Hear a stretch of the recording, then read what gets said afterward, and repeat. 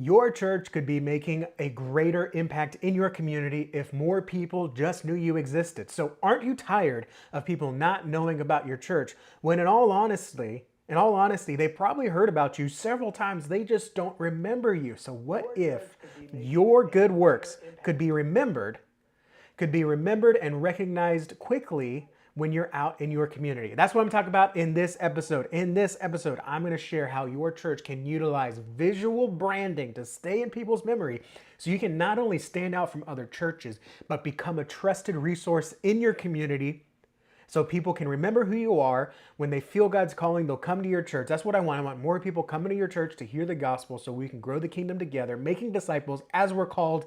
Let's get into how we can do that by being memorable. Welcome to the Best Known Church Show, where we show you how to 10x your reach with church marketing that will help you increase your impact, make more disciples, and become the cornerstone of your community again.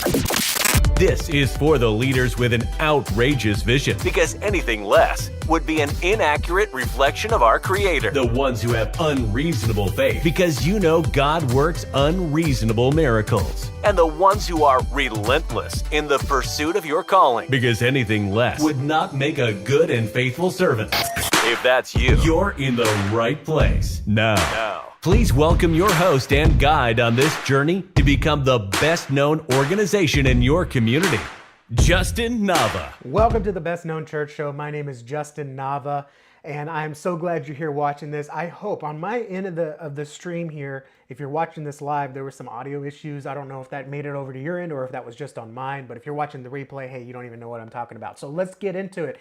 My name is Justin Nava. I am here to help you become better known in your community. I like to say, everyone in your community, you'd be hard-pressed to find someone that doesn't know the local Walmart, where it is, when it's open, and what to expect when you go there. In the same way, everyone should know about your local church. Your church, the one that's in your community, to impact your community, to serve your neighbors. Everyone should know who you are, where you are, and what to expect when they engage with you. It's no good for them to know about the church thousands of miles away that's been in the news, or the local church that's been in the news but not for a good reason. They should know your church. So that's what we're here to talk about today, is making your church memorable. Now listen, when I talk about visual branding, because that's kind of the key word for today, visual branding or branding. A lot of pastors will say, well, we're good, we have a brand. I guarantee you, pastor, if you're watching this show right now, you don't have a brand, you have a logo. And a logo is not your brand. Think about it, okay? Your brand is how you want to be known. It's how you want to be memorable. And if people see your logo, they're not going to know who you are as a church. They're just going to see a pretty logo. Saying you have a brand when you actually just have a logo is like saying you're a Christian because you own a Bible, okay? Yes, a Bible is a part of our Christian faith. A Bible is the introduction to being a Christian, right? But having a logo is not having a brand. Having a logo is an introduction into you having a brand. So we're going to talk about exactly what visual branding is, how your church can utilize it, the mistakes that you might be making that growing churches are not making. You ever look at another church and you say, how are they taking off so fast? Besides God's blessing, right? It's because they're being consistent with their brand and how they get out in the community and they stay memorable. And then lastly, we're going to talk about what branding elements your church needs. Now remember, this show is primarily for what we might consider a small American local church, okay? I'm talking about anywhere from 30 members up to 300. Our average client size at Nava Church Marketing is 125, so we aim to make all of our resources available that work for that church that's either trying to break 100 or trying to get to that 250 point. Once you get past 250, you're more appropriate to find a coach or a mentor to help guide your church comms guy or church marketing guy or girl or whoever to do it yourself. But and all of the resources I'm sharing here, all that to say, is for these small local American church, right? The average size, I think last I checked, was 75. Everything in this video and everything we do at Nava Church Marketing is for that small local church of around 75 or as little as 30 and as much as 250, 300, okay? Let's jump into this. We're talking about being memorable. If you want to be known, you have to be remembered, okay? People have to think about your church in the first place, and you want them to think about the things that we want them to think about. We don't want them to think about the falling out church split that happened years ago. We don't want them to think about the scandal that happened decades ago. We don't want them to think about even their own church, right? Like I went to a church I grew up with nuns that slapped my hand. So anytime I think of a church, I think of nuns that slap my hand, even though your church probably doesn't have that. We want to make sure we de-associate you or de-brand you from past experiences of church hurt, church abuse, or just flat out bad churches, or maybe even churches that weren't a good fit. Maybe they went to a good church, but they weren't properly equipped to serve, or it was a bad Sunday. All of that to say, we want people to remember you for you. And one of the ways we do that in marketing is visually anchoring. So let me go into, speaking of visually anchoring, let me go into my first point here, which is what makes a church memorable. Okay, again, we want people to remember your church, not just that a church can help them, not that there's a church around here somewhere or there's a church down the road. I want them to remember Purpose Church, Hope Church, First Baptist, whatever it is. These people do XYZ. I feel this way. We talked about that last week. I feel this way. I remember them about this. When I think about them, I think about this. I remember this about them. Your visual branding is what anchors those thoughts, feelings, and what basically your message. It anchors that to your church. And this is why we have multiple churches, okay?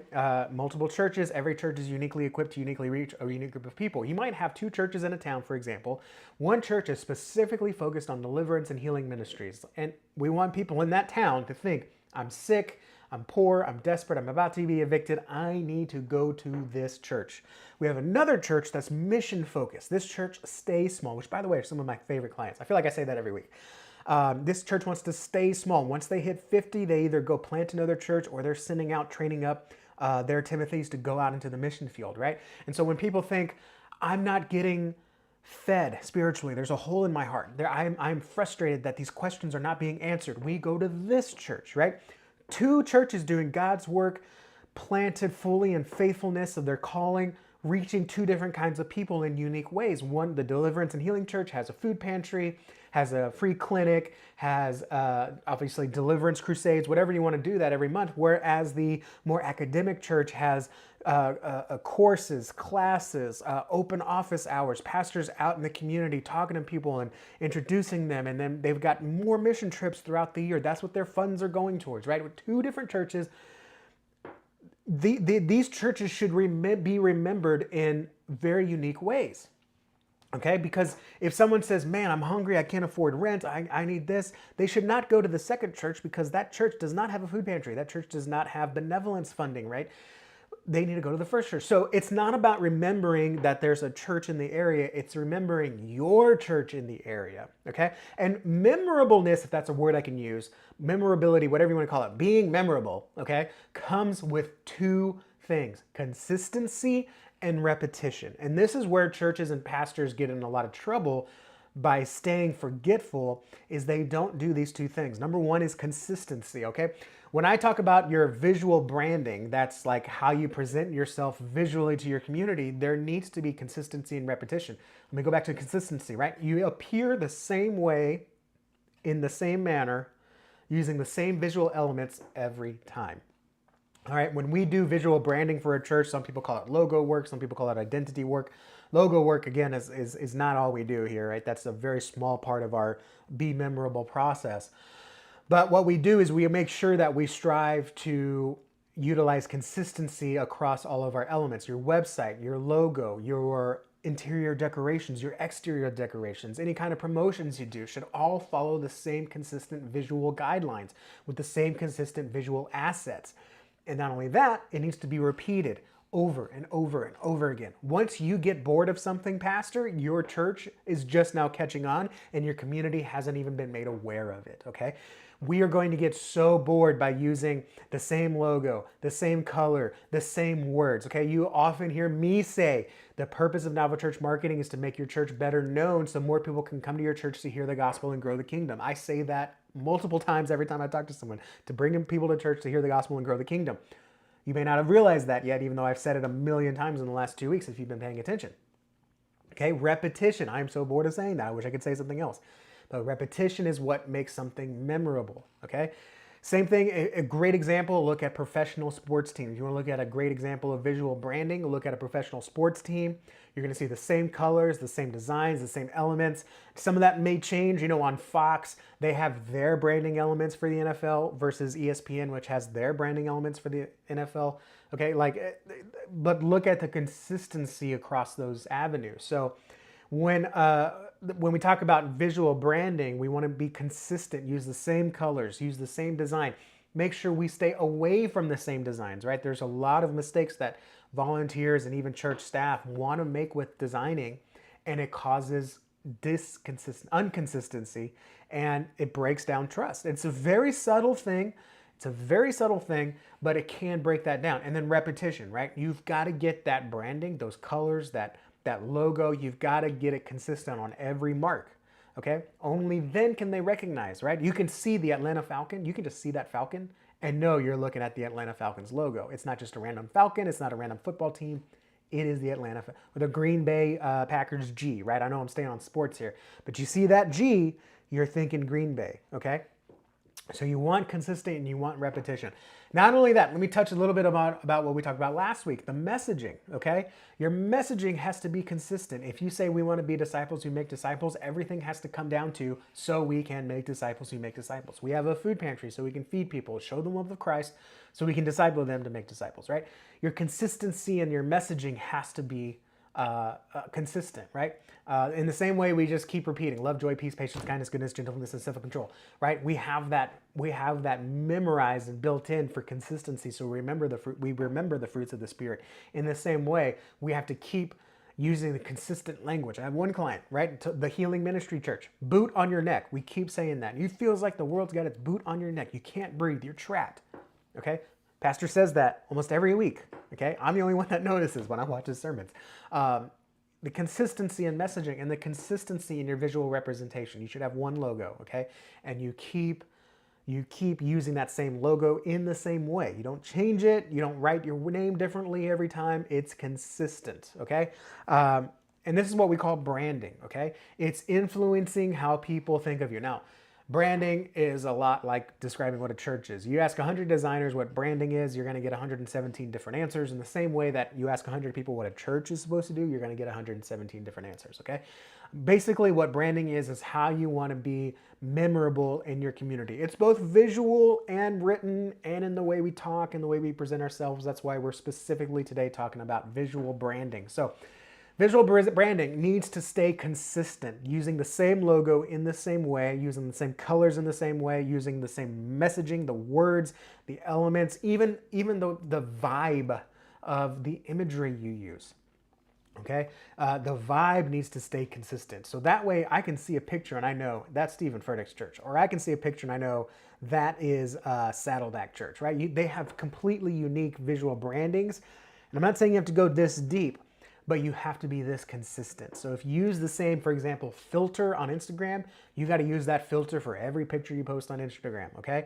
Very, very limited exceptions for this, all right? That's a great way to maintain visual consistency, is to keep using that filter. That's what I'm talking about. That's what we call visual branding. It's making your church memorable by making it consistent and making it repetitive in the way that we present our church to the community. If you're at a mission project locally, right? Your logo on your tent, on your shirts, all needs to be consistent. The colors need to be the same. If you're in your church, the design of your church should be heavily matching your branding, again, for consistency. Because if I hear hope, love, and peace in your church in the external, and then I walk into your church and I just see grim, bare, different colors, like there's a disconnect there. Automatically, I'm building up subtle mistrust in my mind. So consistency and repetition is a part of it. Are you tired of me hearing me say consistency and repetition? Because I am, which means you're just probably now getting it. Let me share with you some of the mistakes that growing churches don't make with branding. So if you look at a church plant, and even an established church that's going under revitalization, there are certain things that they are not doing that many churches are doing, which is causing you to spin your wheels, to constantly try something new, chase a logo revision every 3 years. Your logo should not be revised every 3 years, by the way. So if you feel like you're just not being remembered and you feel like your logo, for lack of a better word, sucks, It may be because you just got a logo, you didn't get a brand. Okay, so let me go into the mistakes that growing churches will never make with branding. And if you find yourself making these mistakes, quickly change that, and you might just see some difference in the way that churches remember you. Number one, thinking it's just a logo. Okay, your visual branding is not just a logo. We covered this earlier in the show. Just because I have a Bible doesn't mean I'm a Christian. Just because I go to church doesn't mean I'm a Christian. Just because you have a logo doesn't mean you have a brand, okay? So if you're sitting here and you're wondering, like, why doesn't anyone recognize my church? We use the same logo everywhere. Well, are you changing the colors of the logo? Are you changing the format of the logo? Does the logo work in large media? Does it work in small media? Is your logo adaptable? Is it responsive? Does it work across? Are you using the same colors? Are you using white as your business card versus black on your shirt versus blue on your tent? All of these different colors mean different things to different people. It's a great example. Actually, I have it. I didn't plan to say this, but I'm drinking right now a Dr. Pepper Zero. You'll notice anytime you see black on a can, it's a zero. Okay, Dr. Pepper Zero, Coke Zero. You're gonna see that black meaning zero, meaning diet. It's the same way Diet Colas, right? They used to all be in silver cans. They still are, right? Diet Coke, Diet Pepsi, Diet Dr. Pepper's in a white can. Diet Sprite, all these diet drinks were in silver cans. It was a way to just quickly pitch, hey, this is diet, this is no calories, okay? So if you're concerned about that, or if you're just looking for a diet drink, right? When I go to a restaurant or a gas station, I'm not looking to see what sodas they have, I'm looking to see what diet sodas they have. Those colors catch my eye. So having that consistency every time you present your church is something that is very important, and growing churches know this. They use the same logo, the same colors, the same messaging. I know this because we do this for these church plants, okay? They utilize, I hit my mic, so I think we're still on. They use these same consistent designs, language, and visual mediums, okay? Don't use a scratchy, avant-garde type of background coloring and then use bright pastel coloring in a different medium. You've got to maintain that consistency, because that's what branding is. It's not just a logo, it's maintaining consistency in how you present your church visually through your designs, assets, media, everything like that. Okay, number two mistake that growing churches will never make with branding is they will never not do the research. I should stop using negatives, but hey, we're in the thick of it now, okay? They will never not do the research. Whenever church plants, and let me clarify here, whenever fast-growing, multiplying church plants come across my radar, they've always done the research. They go into a town, and I'm not just talking about the research of the best place to plant. I'm talking about the research of what's the best way to get our message into this community that we're planting. We are here, we are new, we are different, we are worth your attention, and we are worth checking out because you are whatever, okay? Every fast-paced growing church plant has done their research, okay? What are other churches in the area doing? If you're planting a church, you're probably planting a church because there's a group of people that no other church is equipped to serve or reach in that community effectively for the gospel.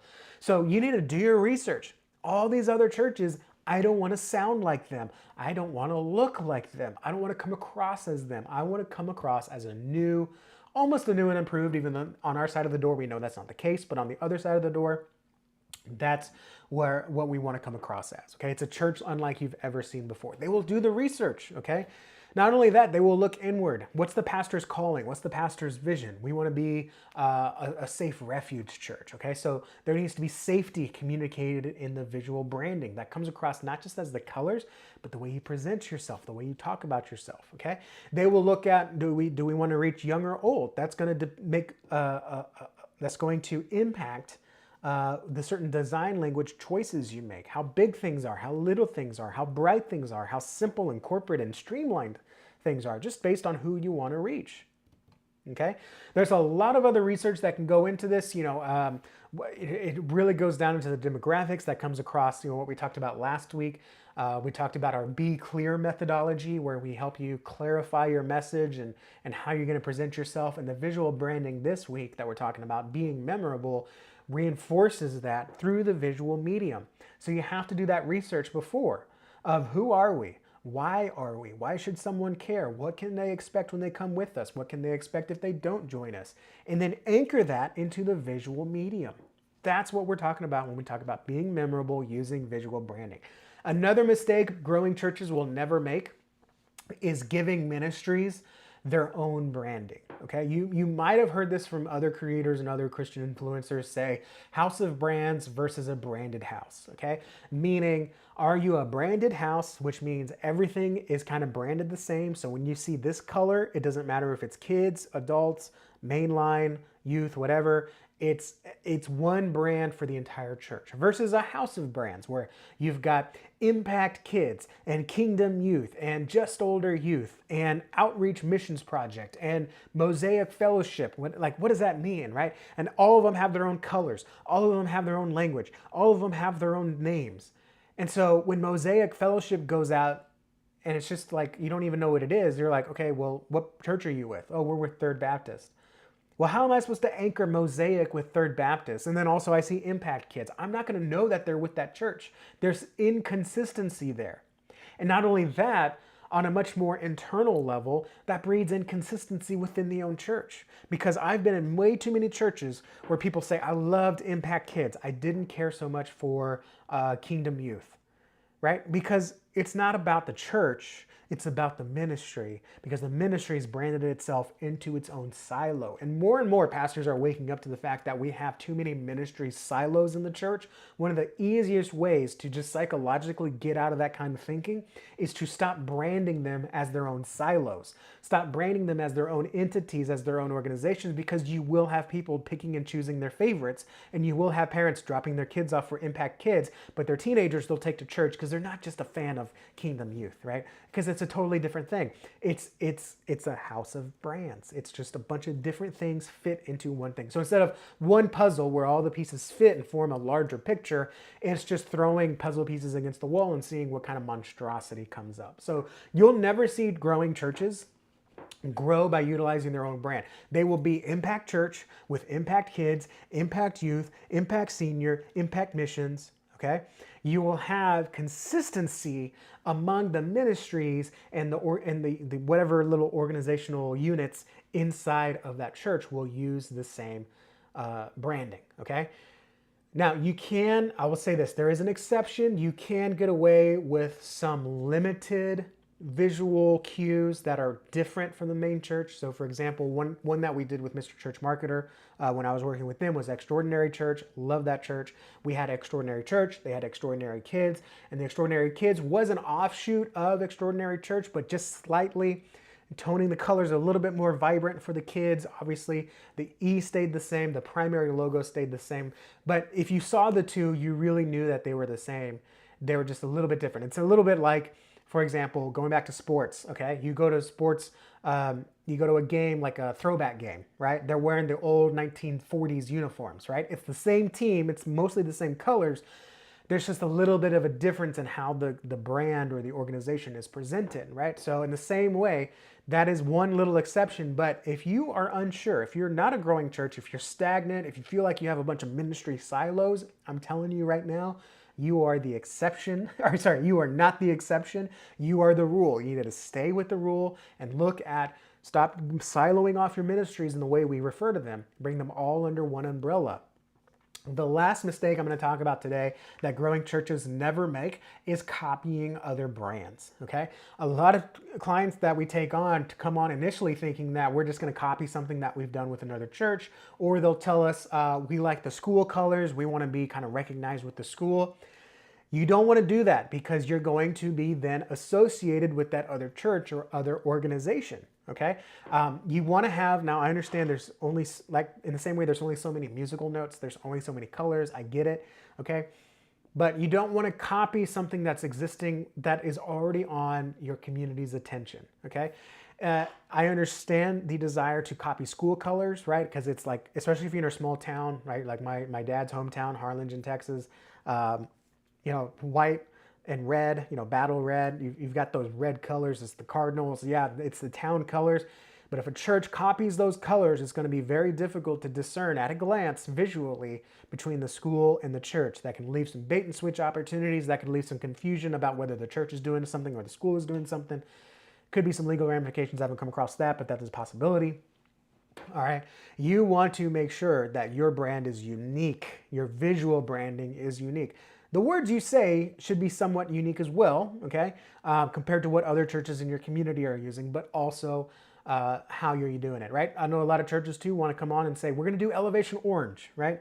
Elevation Orange, it really worked for them. We're going to do that as well. Well, that could work, but you may want to do some manipulation of that because that might not resonate with your community, or that may clash with another church in your community, and you don't want to be mistaken, especially for another church in your community, because that can leave lots of confusion in your community, and that actually hurts both churches' reputations because there's going to be some confusion there. Okay, so that's something you won't see growing churches do. They will take the time. So let's turn it into a positive.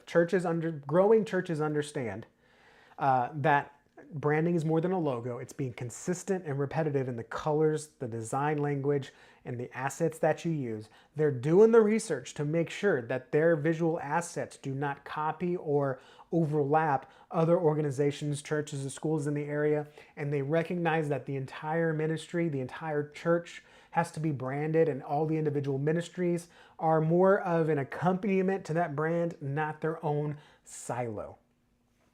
And remember, everything we're talking about here is in reference to our definitive church marketing method. Today, we're specifically talking about how we approach being memorable, which again comes down to being memorable. So when people see a church or need a church, excuse me, they think of yours, okay? Because whenever someone feels that pull of God on their heart, or whenever they're in a desperate situation and they're finally ready to turn to their Creator, they're first going to think of who they know. And if they can't think of anyone or don't know of anyone, they will turn to their friends and family and ask them who they know. And your church needs to be on one of those lips. All right?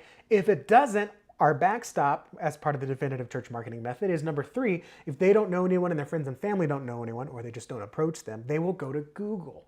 And your church needs to be there on Google. So we focus on your messaging and your branding because that's what people will think of first. You have to get in front of them. And then the backstop is Google. They're not going to go to Google first most of the time. They're going to go to who they know first. All right. So you have to have your memorability. You have to be memorable to stick in the minds of people in your community. All right. The last thing I want to talk about today is the branding elements that your church needs. Okay. Churches are very, very specific in their needs to reach their community. They are a nonprofit. They are an organizational entity. They are treated in some ways like a U.S. business. There are certain laws and regulations we have to go around. We're not just some free anarchical entity like other people think we are, just because we don't pay typical taxes, even though everyone I talk to that's the unchurched, they get surprised at how many taxes churches actually do pay. But anyways, so what do what branding elements do churches need? It is more unique for churches than businesses because you can go out to a business and you can go out to a local print shop and you can get some really good stuff for your business, and it's not going to translate trying to implement it with your church. So number 1, we'll start with some of the things that I think we all know, but I'll say it anyways. Not that if you don't know this, you're incompetent or whatever. It's just that most people have other things to worry about. So let me do a recap here of the essentials that we need. Number 1 is definite colors, okay? Notice number 1 is not your logo, okay? Because your logo is going to be somewhat remembered, but your colors are instantly recognizable. If you see that Coca-Cola red, you're going to think Coca-Cola before you can read the word Coca-Cola, all right? If you're in Houston and you see orange, white, and dark blue, you're going to think about the Astros before you see that Astros logo. All right, we just lost half our audience because I mentioned the Astros. Hate is going to hate. But you need definite colors. That's where it starts, because some logos will not work with some colors, all right? If you take that Coke logo and you turn it purple, it's not gonna look good, okay? You take that Taco Bell logo and you turn it Coke red, it's not gonna look good, right? Those colors are picked because, those logos are built upon the color foundations. So you actually start with the colors, and that's our philosophy. That's why we have such long-term longevity in the logos that we create and the branding elements we create for churches, because we start with the colors. You need definite colors, and I'm not talking about a light blue and a shade of teal and this like bumblebee yellow. I'm talking about specific to the decimal or to the hex code colors that you're using consistently. And then there are secondary colors that you can use to accompany your primary colors. All right, but they accompany your primary colors, they don't take over. again, there are multiple colors that accompany for example, the New York Yankees pinstripes colors down to that Yankee blue, okay?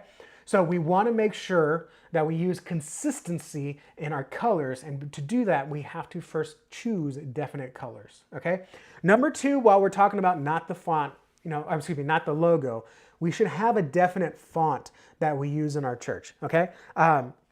This is something, again, that the larger churches do really well that smaller churches just don't think about, okay?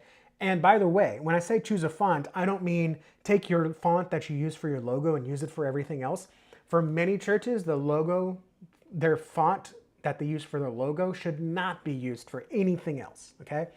But you should have a consistent, hey, anytime we write a headline or a header in our bulletin, on our website, flyers, whatever else, we use this font, Montserrat Bold, okay? And then a definite paragraph font, right? Anytime we write something in our bulletin, on our website, in a newsletter, whatever, we use Open Sans. Whatever it is, super basic, which is fine, okay? But that consistency will breed trust. A great example, I'm not a fan of the brand right now, but a great example, you can't deny their branding, is Nike, okay? Walk into any Nike store, walk into any Nike section, go to the Nike website, you are going to see the same exact bold, thick font in whatever is written, okay? That is the Nike font that they use for all of their writings, okay? I don't know if it's the exact font as the logo. By my brain memory, it isn't, but it's kind of an offshoot, okay? But when you see that thick, grungy kind of thick font, right? You know it's Nike. I knew when I was walking past when we took my wife to the mall yesterday and we walked past the Nike store, and I knew it was the Nike store before I even saw the swoosh because of that font. It was so deeply ingrained in my brain that I knew it was Nike before I saw them. That's what I want for your church, for your local community. Not talking about nationwide. I'm talking about for the 5,000, 10,000, 100,000, million people, just those people around your area that you are equipped to serve. Choosing definite fonts that you use across your brand, across all your writings and typings will maintain consistency so people can easier recognize you. The easier they recognize you, the more they remember you, the more they remember you, the more they trust you. The more they trust you, the more you can rely on them to take a next step with you. Number three, what branding elements most churches need? Logo consistency and flexibility. Okay, this is where we get a little bit different from what businesses and churches need, because churches have to be a lot more flexible. Churches, for the size of the organization, need way more way more branding elements than any other business might ever need, right? Once a business gets its logo, it's on the website, it's on business cards, that's it, right? Maybe a flyer, all right? Well, they don't use the logo for anything else. Whereas churches, okay, we've got bulletin, app, slides, business cards, invite cards, letterhead, website, did I say that? Social media, app, press releases, whatever else have you that the logo has to go on. The logo has to be what we call adaptive or responsive or scalable. It should look just as good on a small app icon as it does on a large billboard. There are a lot of churches that get in trouble with this. Especially churches that like the badge icon. That's going to be usually your more traditional, a lot of times your Southern Black churches, they like that royal looking badge icon. I think it's great. There is a time for that. But if you don't create that logo with the intention of looking good big, like it does, or looking small where it gets blurry and you can't tell what it is, right? That's where these kind of, those badge style logos or crest style logos get in trouble because they're not scalable. They're not easily scalable. So you need to have logo consistency, but with that you have to have some flexibility so that no matter where the logo appears, it's recognizable. All right. A good example of this is the Disney D. I always bring this up in consultation calls. The Disney D.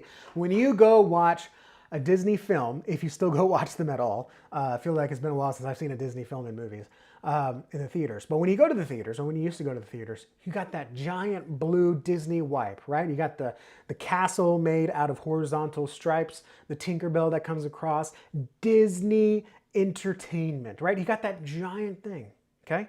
But then you load up Disney on your website, maybe you're planning a Disney trip or something, or seeing an article with it, you don't see that whole Disney Entertainment with the castle and Tinkerbell, you just see the word Disney, okay?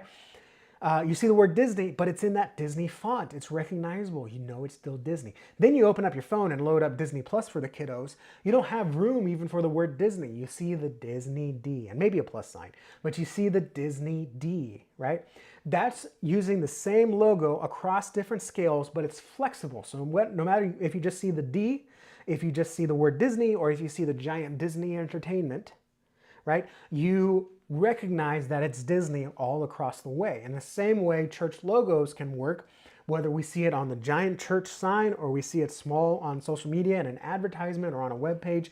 We can rely on that this is that church that has already embedded itself, because I remember it being a hopeful church, a peaceful church, a church that loves the community, and I can get behind this, okay? Versus, is this a scam? Is this a different church? Because it looks completely different, right? So churches need something specific. That's why we opened up Nava Church Marketing. You need flexibility in your logo. The last element we're going to talk about today, it's not the definitive, but the last element that churches need for their visual branding is consistent use in all visuals, okay? Meaning, one of the things we like to do is when we do branding, we create backgrounds that we can use for the website, you can use for social media posts, you can use for bulletin covers, whatever that is, backgrounds that you can use to maintain consistency. So anytime your youth pastor says, I need to make a flyer, you can just hand off the backgrounds and he knows kind of, or she knows where to start as far as designing, or they can even just take the background and put some text on it and hey, you got a flyer. It looks beautiful, okay? Consistency in visuals. If you've got scratchiness on your social media posts, I hope, and you've got nice curved lines on your website, that's inconsistent.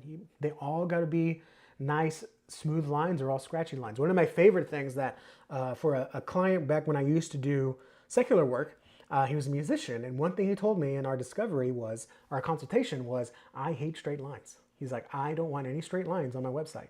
And you know what? We gave him, or I gave him, this is when I was doing the sites, I gave him no straight lines on the website, not even on the section breaks, right? Everything was a smooth line. There were no straight lines except for the letter L on his website, okay? But he maintained that consistency across his musician promotions, across his social media, across his lower third designs on video.